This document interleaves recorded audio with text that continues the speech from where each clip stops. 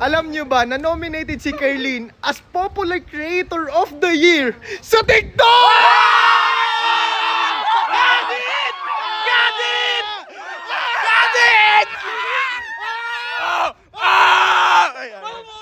Pero paano nga ba mananalo si Carlene? Kailangan namin ng tulong mo at ng boto mo. Para bumoto, click nyo lang yung profile ko tapos yung link na nasa bio. Scroll down nyo lang at makikita nyo na si Carlene dito at dito na tayo boboto. Pwede tayong bumoto ng 15 times every day. Napakalaking bagay na nun para mapanalo natin si Carlene at syempre madala natin ng BG tayong lahat dun sa TikTok Awards ceremony at pupunta tayo sa TikTok Awards. Award? Oh my goodness! Award! Award! Award yun! O kaya, Maganda yan. bumoto ka na ba?